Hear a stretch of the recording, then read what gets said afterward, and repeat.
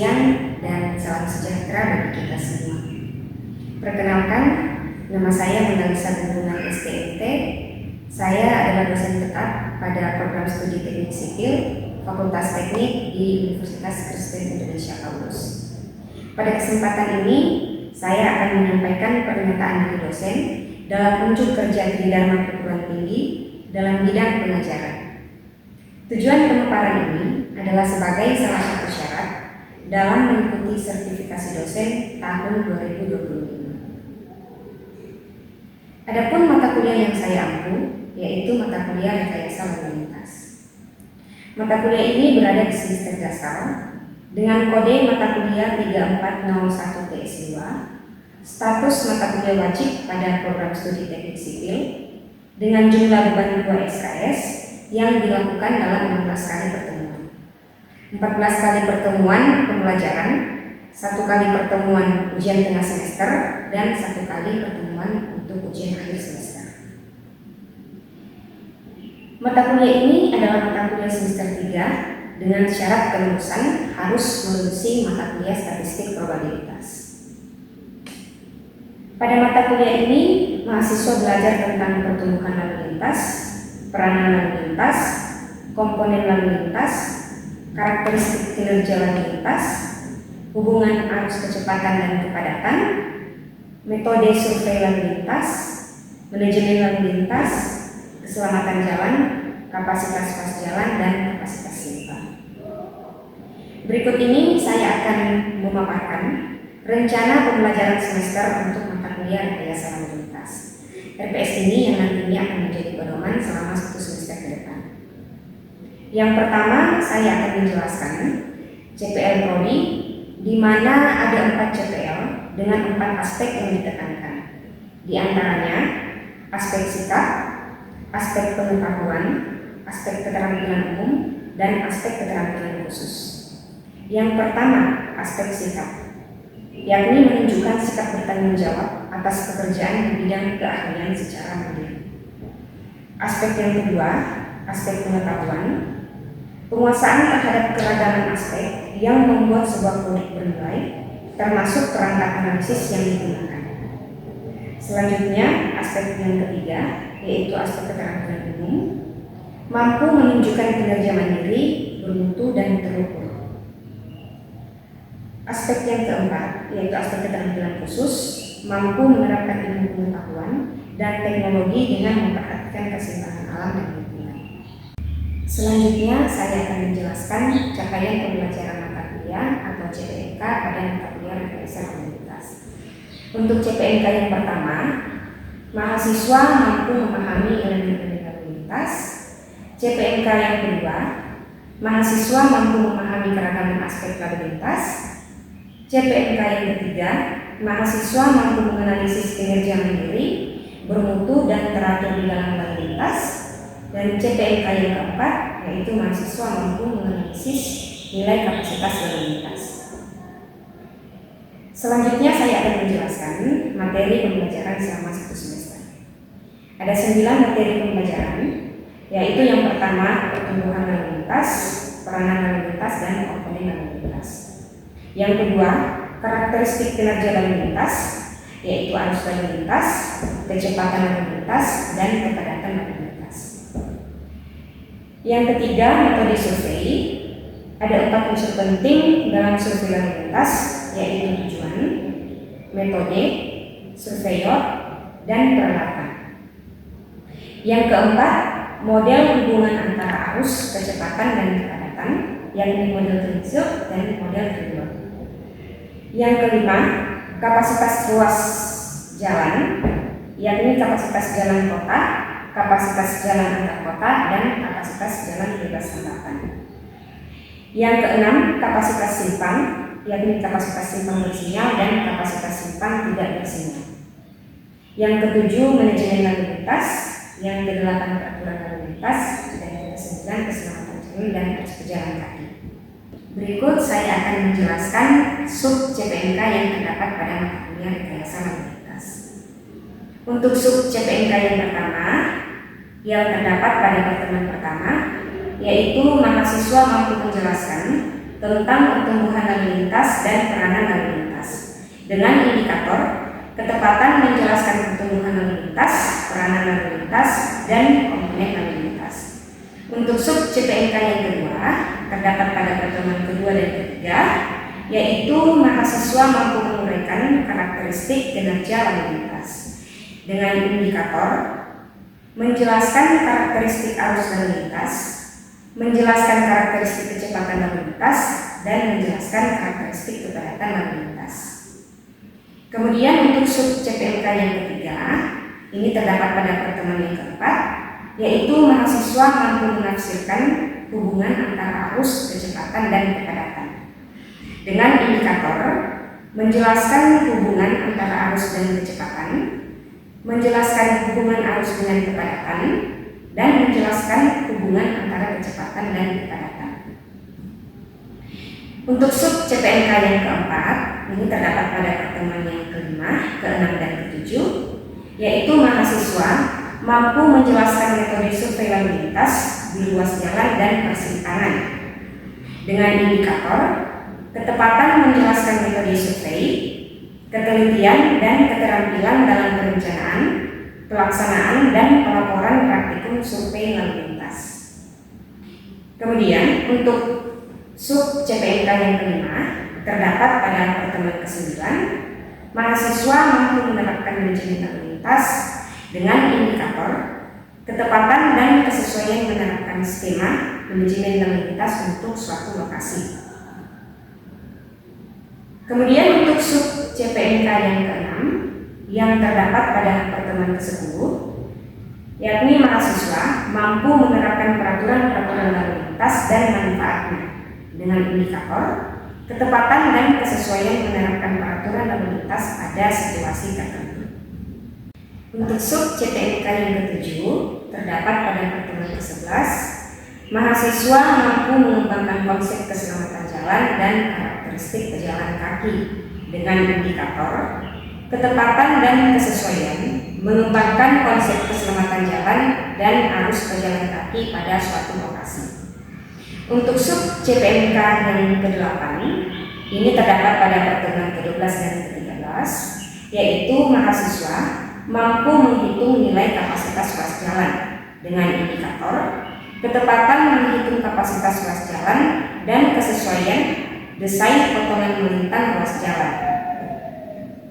Untuk sub CPNK yang ke-9 yang terdapat pada pertemuan ke-14 dan ke-15, mahasiswa mampu menghitung nilai kapasitas simpan dengan indikator ketepatan menghitung kapasitas simpan dan kesesuaian desain serta dimensi simpan. Untuk sistem pembelajaran yang digunakan di Universitas Kristen Indonesia Paulus adalah blended learning, yaitu dapat dilaksanakan secara luar jaringan dan dalam jaringan. Adapun metode pembelajaran yang saya gunakan adalah menggunakan komponen DIA atau yang dikenal dengan Delivery, Interaction, and Assessment. Yang pertama yaitu delivery. Materi yang saya sampaikan mengacu pada capaian pembelajaran mata kuliah berdasarkan buku-buku referensi maupun jurnal yang berkaitan dengan mata kuliah. Yang kedua yaitu interaction. Saya menggunakan interaksi dua arah, misalnya melakukan tanya jawab setelah memberikan materi kepada mahasiswa, melakukan diskusi kelompok, kemudian penyelesaian soal-soal, dan memberikan tugas-tugas kepada mahasiswa, sehingga capaian pembelajaran dapat tercapai. Dan yang ketiga yaitu asesmen. Saya memberikan penilaian secara objektif dengan bobot penilaian, yaitu kehadiran 20%, tugas 20%, ujian tengah semester 30%, dan ujian akhir semester 30%. Selanjutnya, saya akan menampilkan salah satu kegiatan belajar mengajar yang saya lakukan di kelas dalam bentuk video singkat. Apa kabar kalian hari ini? Baik. Sebelum kita mulai kajian kita pada siang hari ini, saya minta kesediaan Novi untuk memimpin kita dalam doa. Baiklah, sebelum kita mulai kajian hari ini, mari kita berdoa. Tuhan Yesus, terima kasih atas berkat-Mu pada kehidupan kami hingga pada hari ini. Tuhan Yesus, sekarang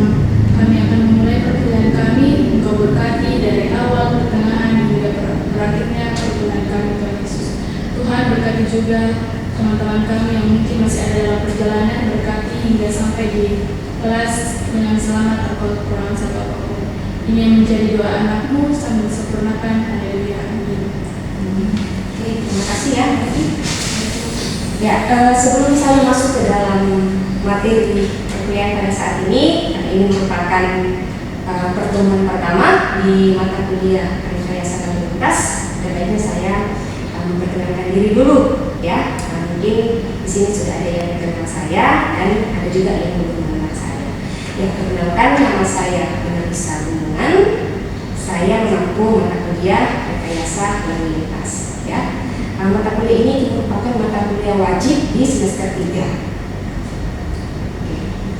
Nah, ini ada kontrak perkuliahan, ya. Sebelum kita masuk ke materinya, kita bahas dulu tentang kontrak perkuliahan. Nah, di dalam penilaian saya itu ada 4 poin penting yang akan saya nilai dari kalian. Yang pertama ada kehadiran dengan bobot 20%.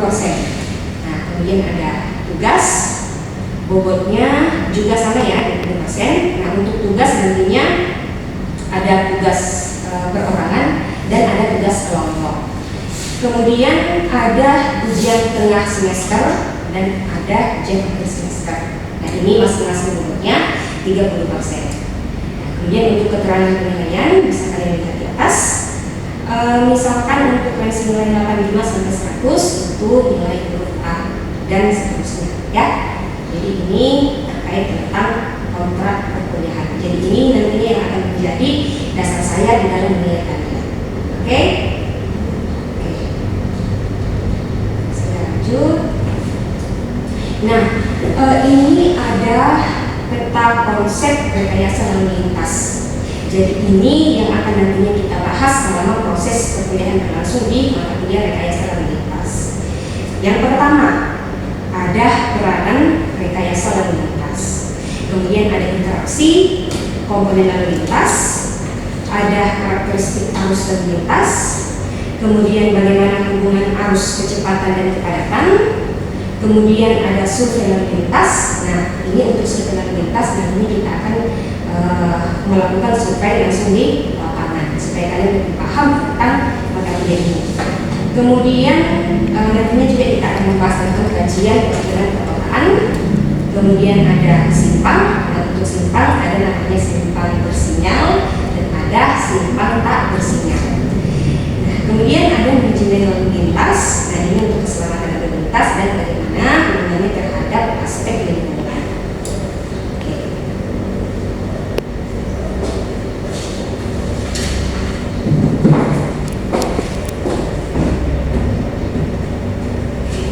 Sebagai pendahuluan, di sini ada beberapa ya yang mendefinisikan tentang rekayasa lalu lintas.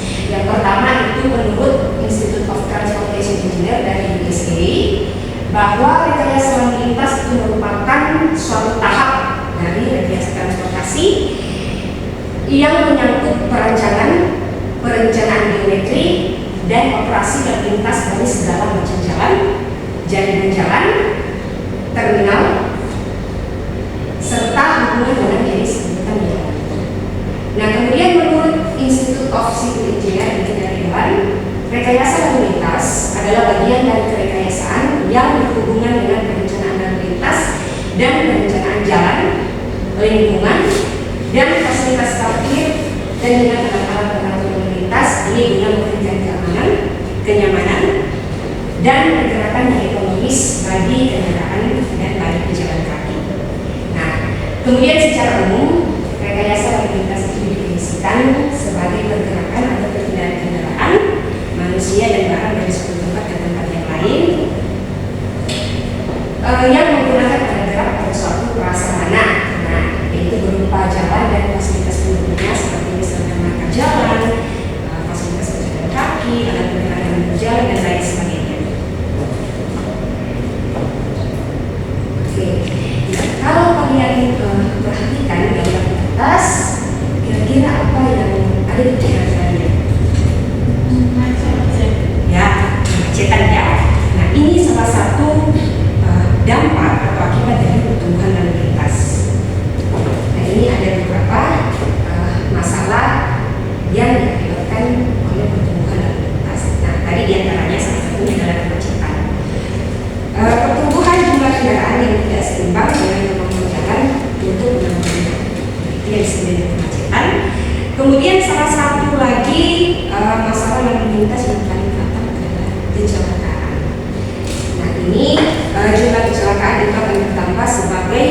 konsekuensi dari pertumbuhan kendaraan atau pertumbuhan lalu lintas.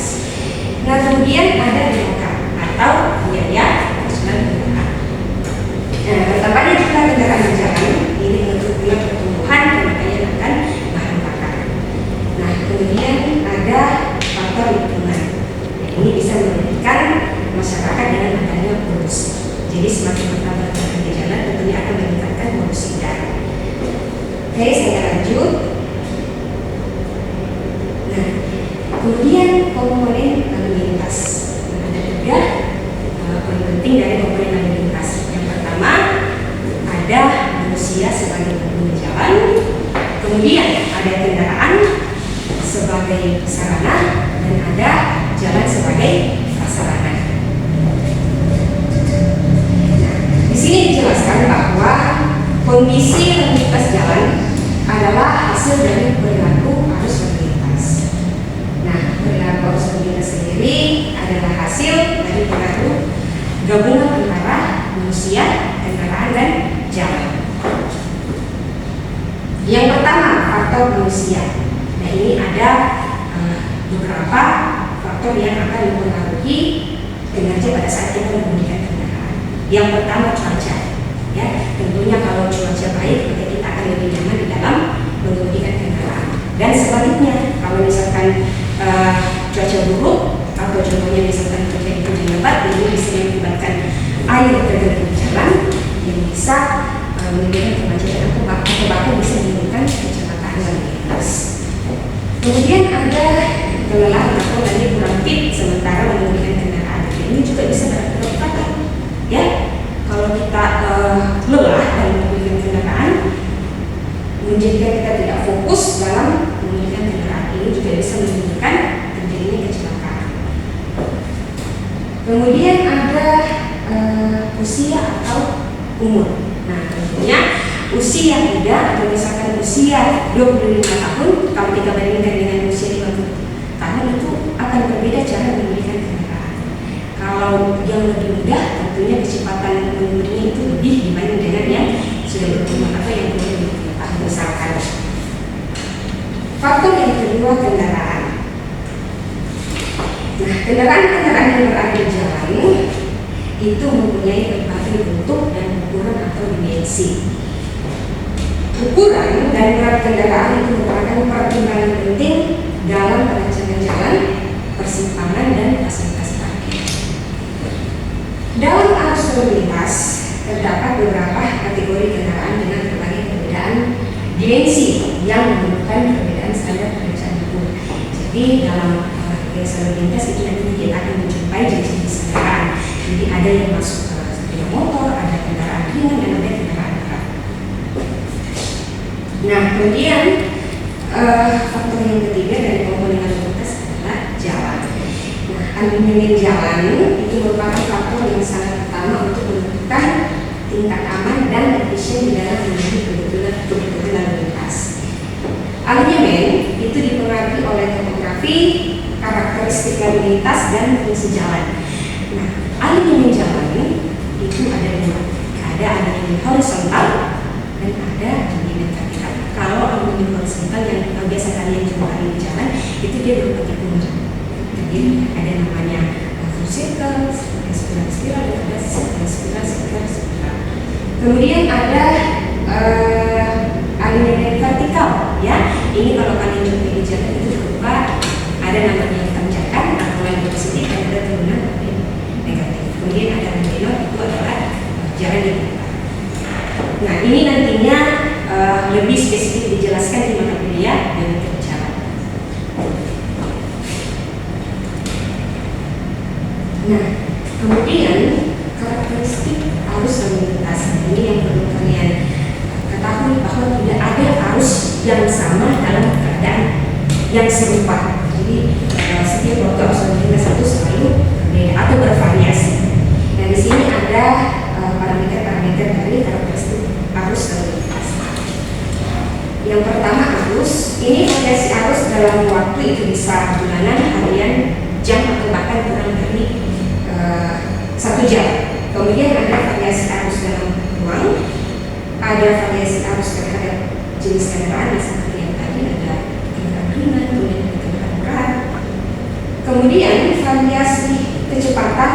dan waktu tempuh. Nah, ini terdiri dari variasi kecepatan menurut waktu, kemudian variasi kecepatan menurut ruang, dan variasi kecepatan menurut jenis kendaraan. Nah, kemudian ada kepadatan. Nah, ini merupakan karakteristik penting untuk menilai kinerja lalu lintas. Nah, coba kita lihat hubungan antara arus, kecepatan, dan kepadatan. Untuk gambar yang pertama, ini adalah kurva hubungan antara arus dan kecepatan. Nah, penambahan arus itu menyebabkan terjadinya penurunan kecepatan.